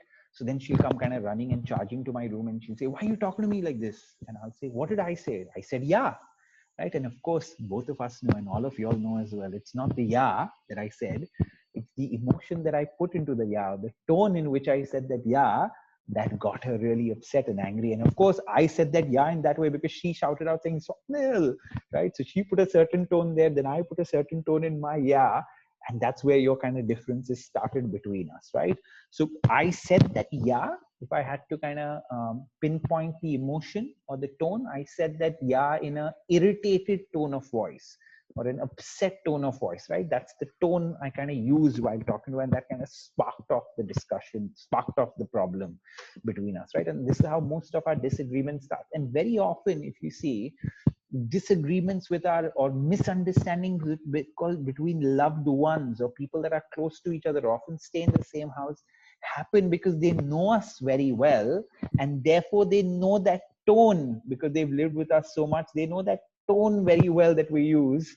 They understand that emotion behind it, and that kind of sparks off the misunderstanding, right? Or the conflict between. So this is how it happens with spouses. Now, most business leaders who are good speakers, right, often combine tone of voice and stressing on words, which is the second point which we're going to discuss later. But they combine these two things extremely well to be powerful speakers, right? So you'll have business speakers that will do this, where they'll say, this quarter, we have grown our business by 33%, right? This is the way they'll talk. Now look at that line. This quarter, we have grown our business by 33%, right? Now, what did I do there? I stressed on a few words where I said this quarter. I stressed on quarter, we grew our business. I stressed on grew a little by 33%. I really stressed on 33%, and through my tone, I made 33% sound like it was a big thing, right? That's what I said it. Like, let me kind of repeat it. This quarter, we've grown our business by 33%, right? So 3 words stressed on in the sentence and really made 33 sound like it's big. Now, if you're a good speaker, you could do that for any figure, right? So you could say this quarter, we grew our business by 13%, right? Or I could say this quarter, we grew our business by 3%, right? And of course, if I make my face like this, look at the facial expression, right? To my face, I made it, this quarter, we grew our business by 3%. I made that gesture. I made my face seem like it's a big thing. Then automatically, if the person on the other side doesn't know much about that topic, he starts thinking that 3% is big, or 13% is big, or 33% is big, right? So how you say stuff makes so much of a difference in terms of how things are perceived. Now, again, I'm going to the politician example and sharing kind of Modi's example, right? Here, when Modi, and this is only because you see him so often and he is a good communicator, right? So Modi very often will be on stage and he'll say, इस साल NDA सरकार ने 15 lakh toilet बांधे, right? So इस साल NDA सरकार ने 15 lakh. So have you seen the amount of stress that is put on 15 lakh? He can make it seem like it's a really big deal, right? Now, for most of us citizens, where we don't really know a lot about the realities on the ground, we don't know whether the toilets are built or not. We don't know how many toilets were built last year or by the last government. We don't know any of these things, right? But when somebody who's a good speaker comes and says 15 lakhs, in our head, it seems like, wow, so many toilets are being built, right? And that's what every good communicator is supposed to do, right? So there's nothing wrong with that. Hopefully those 15 lakh toilets are really built. That's what we should hope for, because it's our money building those toilets. So I'm hoping as hell that those toilets are there. But the whole point here is to say how a politician can make something seem really big just by the way he stresses on it and the tone that he uses for that thing, right? Now, again, I don't want to get into politics, but this is just a good example to share because it's such a stark difference between it, right? Our Prime Minister before this, who was a very knowledgeable person, gentleman, Manmohan Singh, served the country for many, many years, but he wasn't somebody that was known to be a very good communicator, right? And very often people would say that he speaks in monotone, right? And what monotone basically means is speaking with no emotion or a flat emotion is what he would speak in, right? So it would be so difficult for people to know whether what he's saying is good news or bad news. I remember, I think one of the big achievements of the Manmohan Singh government back then was, I think, a nuclear deal that he had, right? On nuclear electricity that he was doing with the US, and he was making a speech about it post that. My mother was sitting next to me and she didn't know much about that. So she looked at me and she said, this is good news, no? Or is it bad news? Because she heard the word nuclear deal, and the way he was saying it in monotone, people couldn't tell whether it's a good news or bad news, whether it's a big deal or not a big deal, right? Because of the way he communicated that thought. On the other side, you can imagine a good communicator like Modi, how he would say it, right? And he would say it in a way where everybody would think like this is the most amazing thing that would happen, right? So this is the power of speaking well. Now, since we're in IPL season and we're a country of cricket lovers, and you can see this in all sports, but let's observe this in cricket. Of how good speakers or good commentators can create excitement just based on the way they speak. Harsha Bogle is somebody that's known to be a very good commentator. I love the way he commentates. So these people have the capability of putting the emotion of that word in the word, right? So I'll give you an example. So Harsha Bogle will say, he knocked the ball to the boundary, right? So when he says knocked the ball, he'll put the emotion of knocked into knocked. right?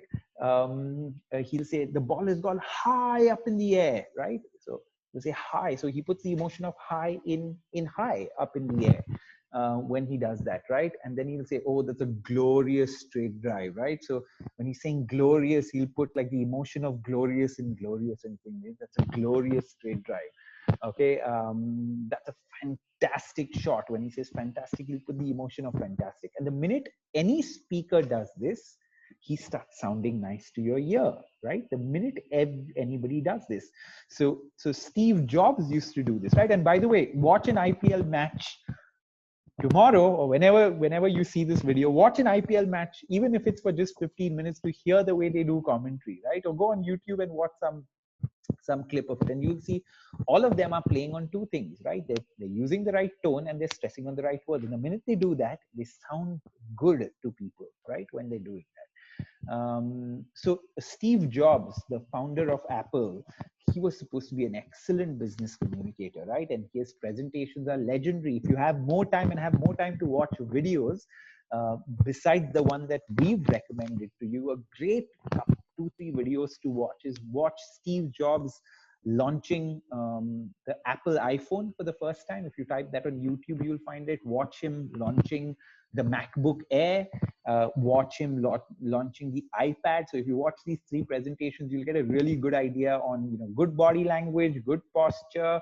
how to speak impactfully, how to even structure your presentations.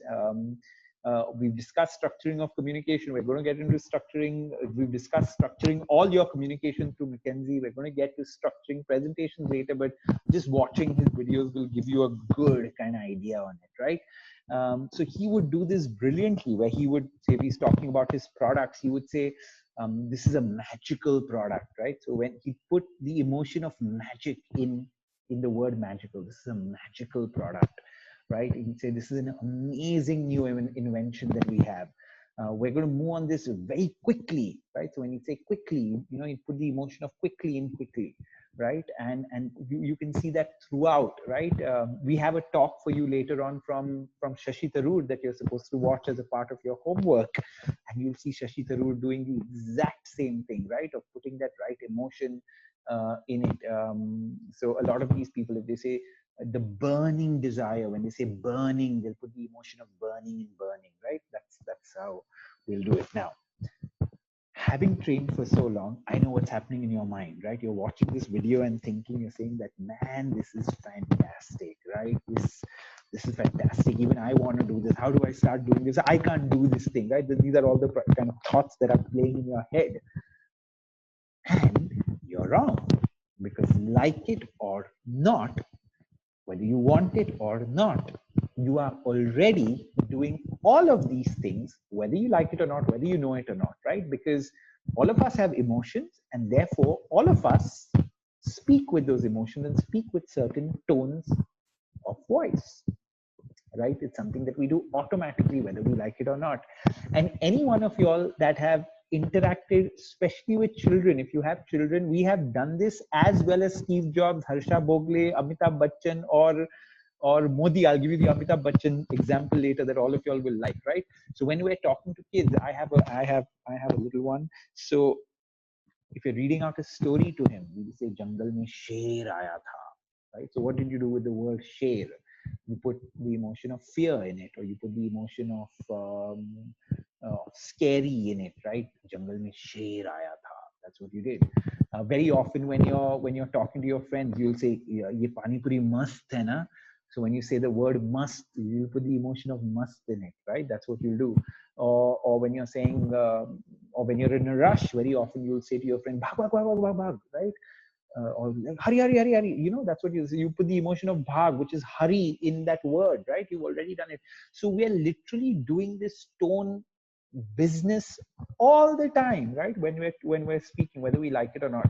The difference between good speakers and mediocre speakers is good speakers can do it on call, they can do it on demand, they can do it when they're articulating important business cues, or they can do it while speaking in important business situations or work situations. When it comes to talking to clients, different stakeholders, they can really do it in those situations that make them a good speaker, right? That's the only difference between it. Being trained at this is your ability to do it on call. It's your ability to do it when you want to. It's your ability to do it in a conscious way, right? That's what's really going to make you a good speaker. Not that you can't do it, you're already doing it. Now you just need to pull that thing that you're doing into your work and business life, right? The last example that I want to share here is of Amitabh Bachchan, right? All of us have watched at least one episode of Kaun Banega Crorepati, and I think what makes that show beautiful is the way Amitabh Bachchan actually hosts that show, right? So Amitabh Bachchan will often say, "Afsoos, ye galat jawab," right? And you know, the reason why we felt it is because when he says afsos, he puts the emotion of afsos in afsos, and that makes it kind of that show exciting for all of us, right? Because our emotions are going up and down based on the way what's happening on screen and the way Amitabh Bachchan is talking. So when he says "Sahi jawab," right, he puts so much of excitement in that when he says it, right? And that again makes it exciting for us. So you can see every good speaker do the same thing, right? Now, what are the main tones that you need to use in business situations? Of course, like I mentioned at the start, there are many emotions, and that's why there are just so many of them and so many different tones. But while articulating your thought in important business situations, which are the main ones that you need to keep in mind, right? So these are the 5 that you really need to get good at. So if you want to improve the way you speak, the first thing that you need to do is you need to start putting the emotion of, you need to sound more energetic, more enthusiastic, and more passionate when you're speaking, right?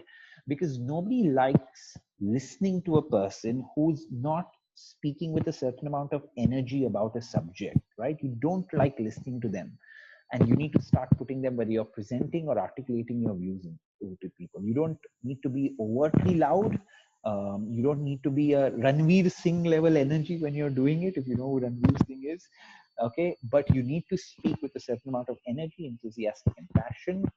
You need to speak, when you're speaking, with a certain amount of self-belief and confidence that needs to be there, because if you don't sound confident through your tone of voice, you can't expect other people to have confidence in you, right? It's really that simple. If you are not going to sound confident through your tone, don't expect other people to sound confident, to be confident in you.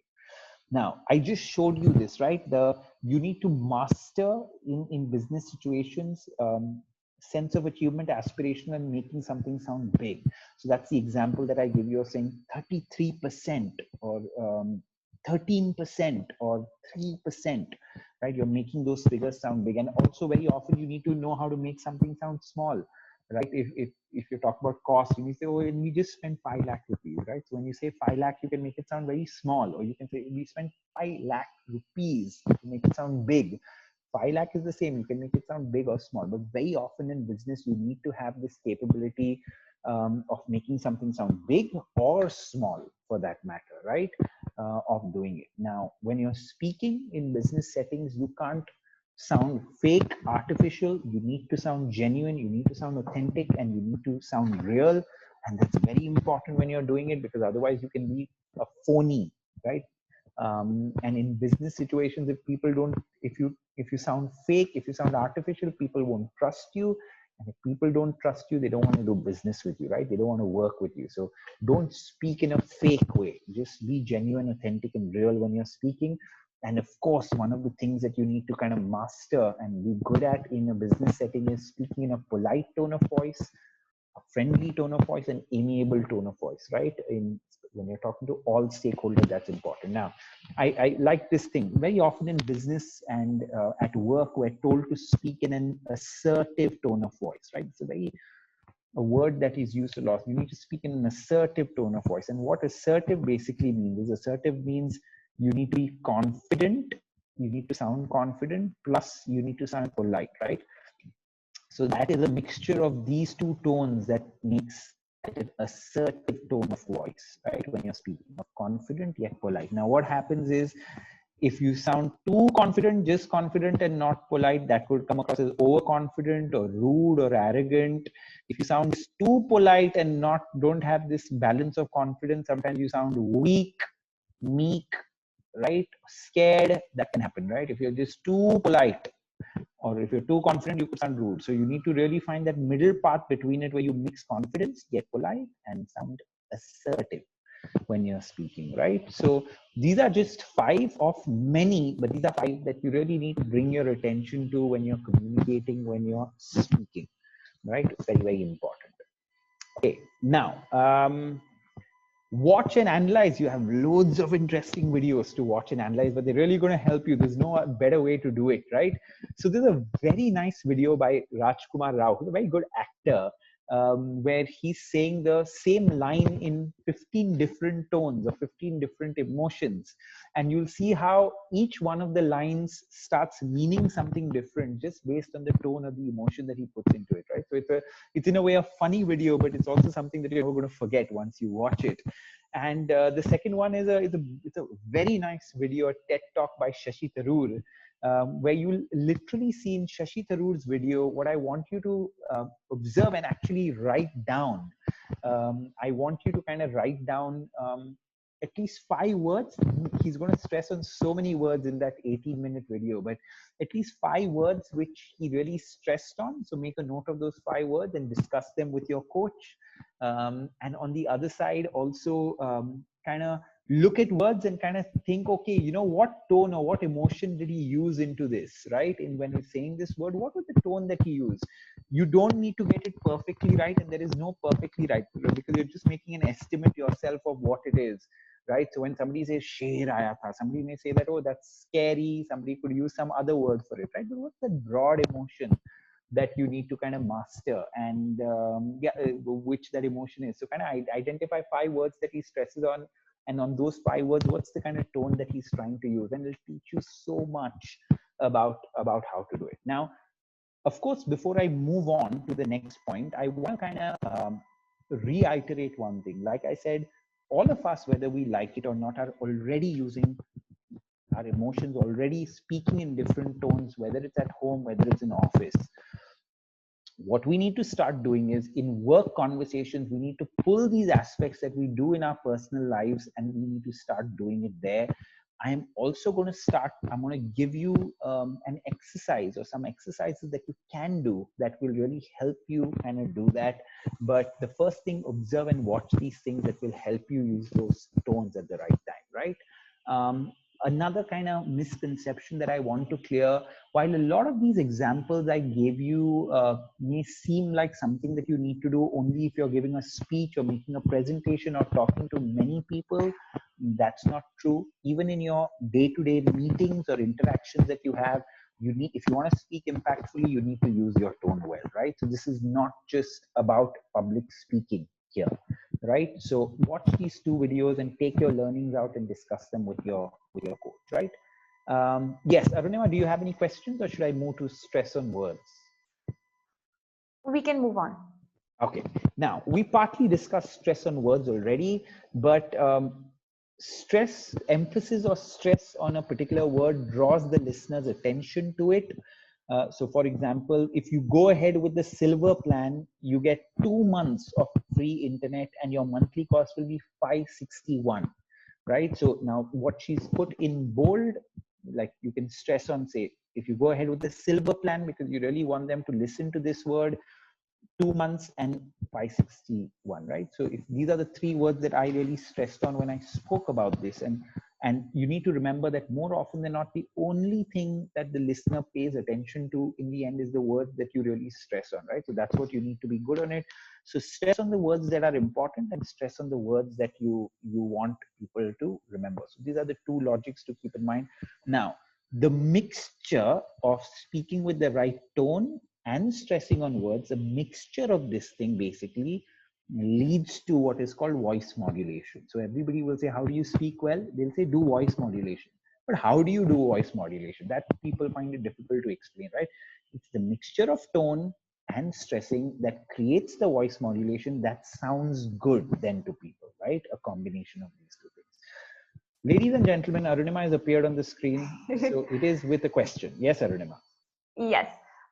So up till now, a lot of things that you've told us, Yes. and I specifically talk about the tonality and stress.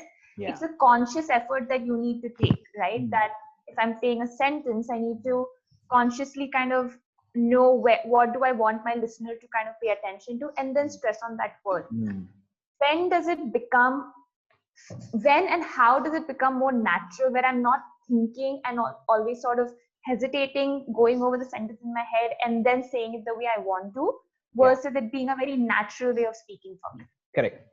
Very good question. For some people, Arunima, in my experience, a lot of these things, some people are naturally inclined to do, right? So they may not even understand the theory behind it, but they do it in practice, right? So very often it's like Michael Jackson. Michael Jackson didn't know the theory behind how to sing, but he just knew how to sing. He didn't know the theory behind how to dance, but he just knew how to dance, right? So for a lot of people, this is just something that they're naturally good at and they do it. For people here that are listening to this lecture and feel that they're not naturally good at it, you possibly learned about communication gym earlier, and or for some people they're going to learn about it later. But one of the things that we recommend to you is reading out aloud as a part of that communication gym. And when you're doing that reading out aloud exercise for 15 minutes, that's the time that you try to use this tone well, use this stress well, do all those things well in that 15 minutes a day exercise that you do. And then that will become second nature for you when you're talking, right? So that's the best way to kind of practice it in a focused way. The second point connected to this, Arunima, is that even after you learn this, once you're slightly more conscious about it, try doing it in your day-to-day life, right? Will you get it perfectly right when you're speaking? No, but it will start becoming a habit because we already do it, right? So it's not like we already do it. In a business setting, what happens is, so I'll give you an example, right? I don't, we know so many people that speak in a monotone in office when they're having a discussion, but if they in a personal setting, if they're really excited about something, right, they'll speak in an excited way over the phone to you, right? But in an office setting, they're speaking in monotone. So if that person comes to you and says that, oh, but I can't do these things, you'll be in wonder saying, no, but when you're talking to me on a personal level, you do all these things. So you can't say that I can't do it. You just need to pull those aspects and start using them in your professional life. And that comes from awareness, that comes from being conscious, that comes from starting to live something and not just knowing something, right? None of these things are going to become second nature to you till you put it into action. And then it's exactly, Arunima, like learning anything. So when you're learning how to drive for the first time, you are very conscious about changing gears, moving the steering, how you're doing all those things, right? You're very, very conscious and you need to pay attention while doing it. But with a little bit of that practice in the end, if you drive for a year, after a year, you don't do all those things by being so conscious. You're often listening to music or or a podcast while driving, and you still change gears without even realizing it. And that's how something is very unnatural to you. And this is what I tell people to start with, right? I tell people that when it comes to the topic of stressing on words and tone, you may think that it's very unnatural when you start it. You may find it very artificial when you're practicing it for the first time, right? Because you haven't exactly got the hang of it. Exactly like when you're learning how to swim for the first time, it may seem really tough, artificial, not natural. When you're learning how to drive, it won't seem natural very often. When you're learning the bicycle for the first time, it won't seem very natural. And then eventually it becomes most natural and easy for you to do it, right? But if you don't stick on to that process of taking it from a new thing learned to it becoming a habit, you need to stick to it. You need to go for those 5 driving lessons or 10 driving lessons, and then it becomes a habit. And most people, unfortunately, as we know, don't give it enough time and give up on themselves and give up on these key elements so soon. And that's often the problem, right? Make sense? Yeah.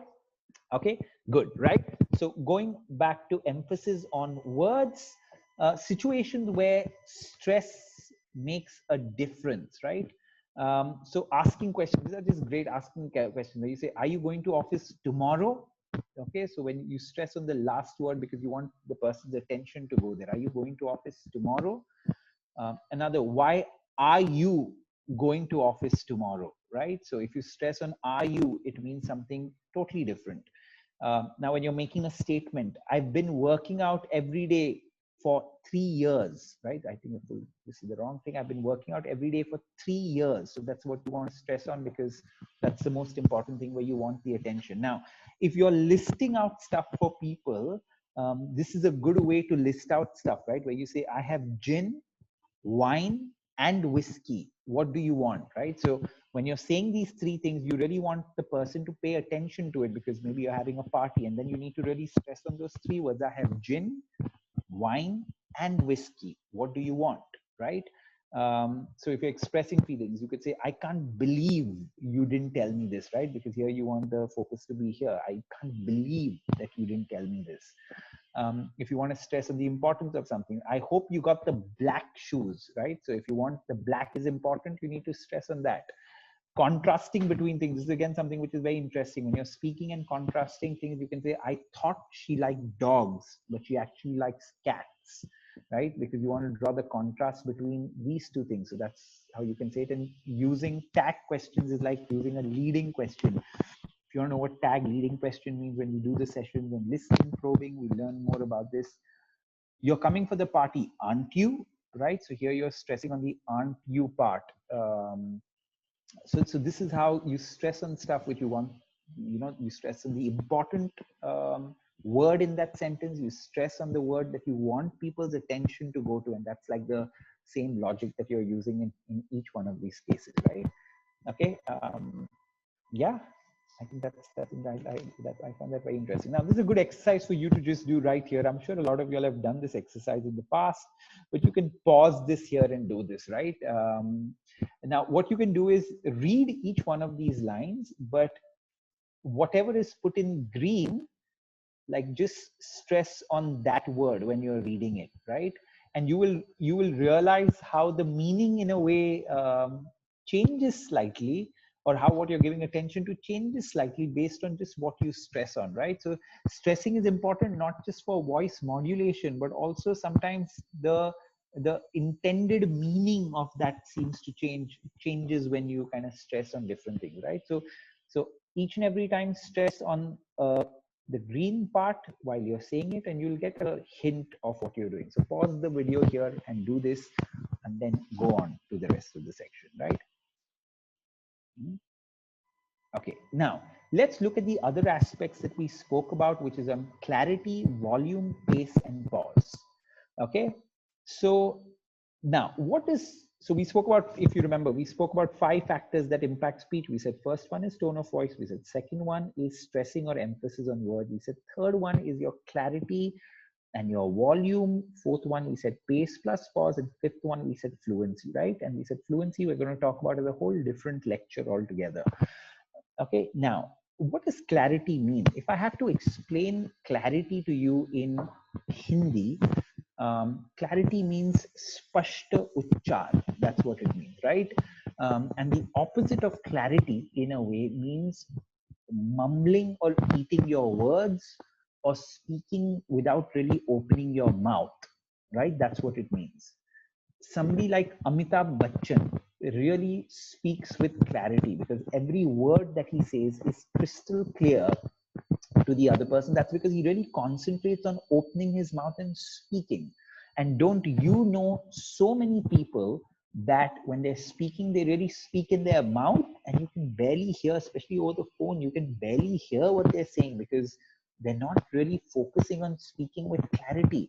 And there's really no way for you. We'll give you an exercise for you to do, but you need to really start focusing on every word and saying every word, opening your mouth, right? And don't just say it in your mouth, right? So that will bring you clarity when you're speaking. Now, what is the thing that you need to remember on volume? The only thing I can really tell you is don't speak too softly, which is a mistake most people make when they're speaking, and don't speak too loudly, right? Don't be shouting. But more often than not, I've rarely seen people speaking too loudly in business settings. I see a lot of them speaking very, very softly, right? So depending on the situation, room, and the audience size, you'll have to adjust your volume, but always check, especially if you have a big room, always check that even the last person, the person sitting furthest from you, can also hear what you're saying, right? So that's something that you need to check off and be mindful of. Don't just speak to in a way where just the person probably sitting right next to you can hear you, but the person sitting furthest from you can't, right? Especially in business settings. So ensure that you speak at the right volume when you're speaking. Now, what is the logic of pace plus pause? Now, where do you pause to start with? Yeah, very simple logic is when you're writing something, you put a full stop. When you're speaking, the full stop is the place where you stop or you pause, right? While writing, you move from one point to the other or one paragraph to the other. When you're moving from one point to the other while speaking, you pause a little more, right? That's the only logic to keep in mind. Now, pace again is don't speak too fast, right? Don't speak too slow, right? But I haven't seen a lot of people in my life have real pace problems, because all of us have a natural speed of speaking, which you can alter really by 10%, but that 10% alteration is well enough. I've rarely seen anybody speak so fast that you don't understand anything, but be very careful of that. And again, the exercise, the communication gym exercise that we're going to give you will really help you, or that you've been through already, will really help you understand what to do and how to do this well, right? So don't talk non-stop. Take those appropriate pauses, which are like the full stop, and that very often, if you don't take pauses, you sound faster, right? So your pauses impacts your pace as well, right? And try to avoid taking vocalized pauses like doing that all the time, right? Those are called vocalized pauses. So as far as possible, avoid them when you're speaking. Be careful about it, right? But full stop is a pause. When you're moving from one point, slightly larger pause, which is there. And as you go to advanced levels of kind of communicating and speaking, you need to use the element of pause a lot more. Very often, good business leaders, politicians who are expert speakers, before they want to say something very important, they'll pause a little longer so that people wait for it. And then they'll say a word or sentence that's really important. But that comes at a real mastery level. Once you practice this a lot more, automatically you start going to those levels, right? So that's about your pace and pause. Now, to watch all these elements being done right, from your body language to your tone to stressing to the pauses that are there, watch this Obama's immigration speech video, and you'll find all these elements that are there in it. And mind you, by the way, don't get too much into a particular speaker's style of speaking, right? Because a lot of y'all will have feedback saying, no, but I thought he spoke a little slow or a little fast. Don't get into those micro details. All of us need to do these elements. Overall, we need to do them in the right way. Everybody will then have their own style of speaking, right? There's no point critiquing it too much, whether it's in Obama, Modi, everybody will find some fault in each one of these great speakers, right? But what we want you to really concentrate on is the overall body language, overall use of tone, overall stress, each one of those elements which are there, right? And this is a good, beautiful speech that will help you. So at the end of this class, watch this speech, and that will help you understand this subject better. Okay, so yeah, with that, we come to an end of this session.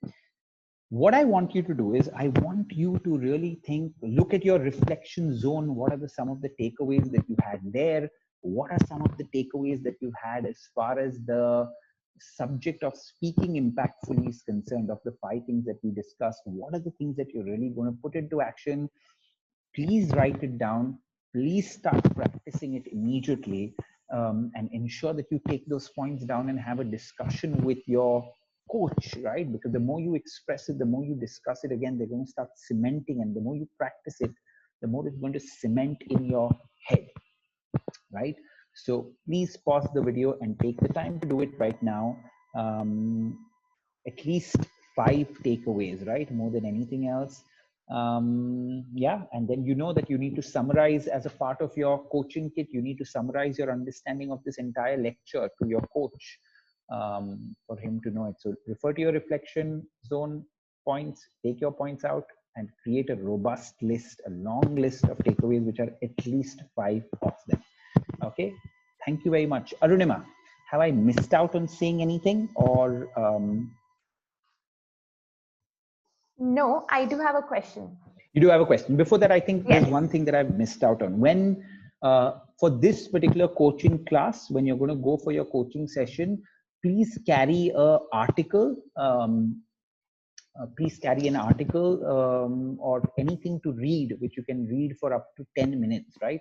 Because the coach is going to ask you to do an exercise where you actually read a passage out and you stress on the right words, use the right tone, do all of those things, right? So Arunima, is that a good instruction to give them right now? Yes.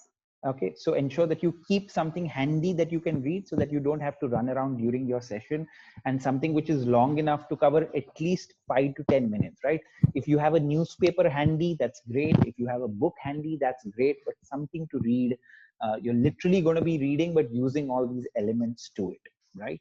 When you do it. And the actual thing that you need to do for practicing it, you need to refer to the communication gym exercise, because that is the one exercise that will really help you practice all of these things which are there. Okay. Yes, Arunima, tell me your question. Yeah.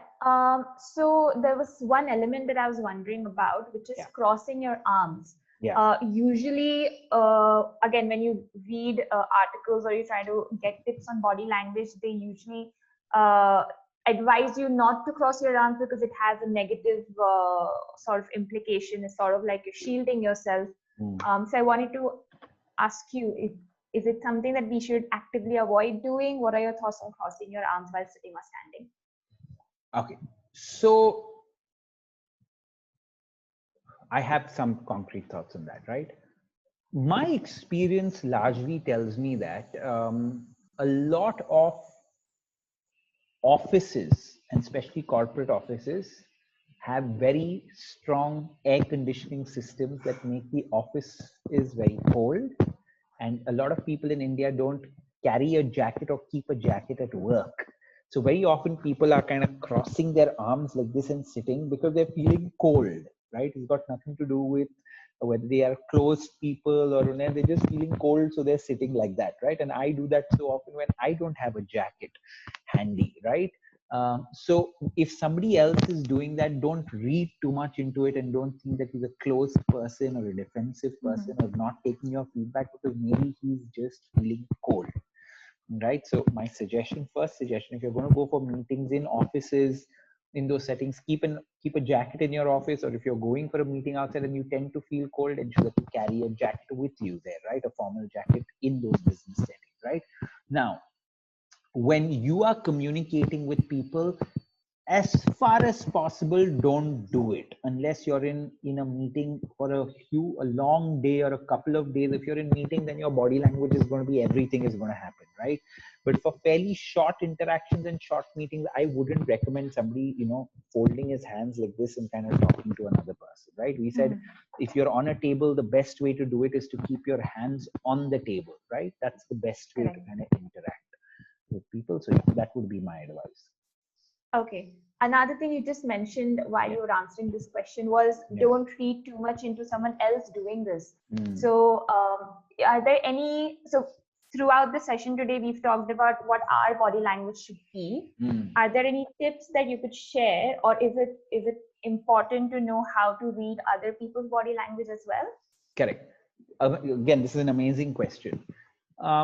We as human beings are very naturally equipped to read other people's body language, and we tend to read other people's body language quite accurately, right? Okay. So it's not something that you need a lot of training on. We are naturally equipped and naturally trained to do it. So if somebody is sitting and if you read their body language, you will have an inkling of their state of mind, or you would have an inkling of what is happening with them, right? Whether it's a parent, whether it's a friend, whether it's a colleague, you'll know somebody's having a bad day, or you'll know somebody's really happy, or you'll know somebody's in a good mood, right? Based on their body language.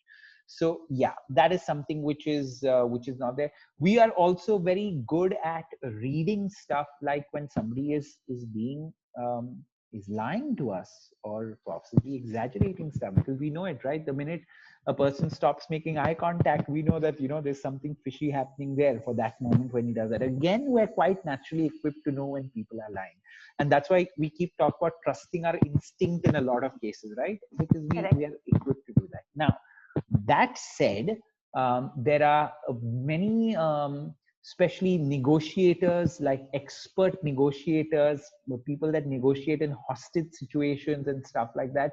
They are trained a lot again on the subject of how to read it, which is very nuanced, very small things. But I don't think in most business settings we need to get into those aspects of it, right? There are other things that people talk about, which is your body language is something which is called mirroring somebody else's body language, right? And people go to great lengths to mirror their body language. What we've already discussed what mirroring means, right? So if somebody's telling you something which is good news, you mirror his emotion through your facial expression. You don't need to copy everything that he's doing. That's kind of in a way silly also when you start doing that, right? As it is, lean into a conversation. If somebody else is leaning into a conversation, it's good that you lean. If somebody else rests back, you could, but you don't need to kind of focus on copying every small little movement and focus on that part and not focus on the actual work discussion that is happening there, right? Correct. So I wouldn't go overtly into, okay, what do I need to do to read other people's body language, because they're naturally equipped to do it. If you're a hostage negotiator, yeah, you probably need to get into it a lot more. While we've discussed the subject of reflecting another person's emotion and reflecting the facial expression and stuff, I wouldn't go into the extent of saying mirror every little thing that the other person is doing. No, that's not what I would recommend to people. Got right, it. as far as body language. Yeah. Any other questions? That's it. Yeah, good. So this is a session that I hope you all found very useful. When I use this word very often when I'm teaching stuff like this, where I use this word where I say this is life changing, and people often think I'm exaggerating when I say it, but a lot of these concepts that I have learned have really been life changing for me, right? Changing my posture, making eye contact a lot more, being trained on facial expressions, right? So a lot of these things have really had a big impact. So one of the points that I think I missed out on, Arunima, while conducting the session on facial expressions, was work face, just talking about the mistakes that I would make on my facial expression. So I'll just go back to that point and my work face. That's one of the points that I missed out on, right? So I had this habit, and I possibly still do it a lot, that when I'm working on something on my laptop, I often make this facial expression, which is like a frown that I make, right, when I'm working on something, and that's my way of paying attention. And very often what would happen is when my team members would come to talk to me and they'd say, "This is Swapnil," and I just look at them with that same facial expression. I'd say, "Yeah," right? And the feeling, because of that facial expression that I make, the feeling that they would get is that I'm constantly irritated, I'm constantly angry, I'm constantly unapproachable. I didn't know this for years, that is the feeling people had about me. Now, what was that based on? Just the facial expression that I made when I was working, right? Which was like this facial expression. And then I read about it somewhere, and I learned about it, and then I'm like, this is why people don't think I'm approachable, right? Because I'm making that face all the time with my team members. And then I just change one small thing, right? I still, when I'm concentrating, I naturally make this face. If anybody comes to talk to me, then I'll look up and I'll say, "Yeah, tell me," and I'll quickly change my facial expression to make it a more positive facial expression, and then people think I'm more approachable, friendly, and that helps me in leading my teams much better, right? So such a small thing that you wouldn't possibly give that much importance can have such a big impact on how people perceive you. And it was so important for me as a leader to bring that into action, and maybe I need to even get even better on that, right? But that's why I think sessions are really life changing, right? And again, like I mentioned, if you're going to attend these sessions, go through the coaching sessions, you paid good money for these sessions, and if you're not going to put it into action, isn't it a big waste of your money and time and effort that you've done, right? And all of us know the importance of these subjects in our life, right? So start making the changes immediately. Pay attention to it. Don't just know this subject, but actually live this subject, right? And see the positive impact that it has in you. Okay. Thank you very much, guys. I will see you soon. Thank you very much.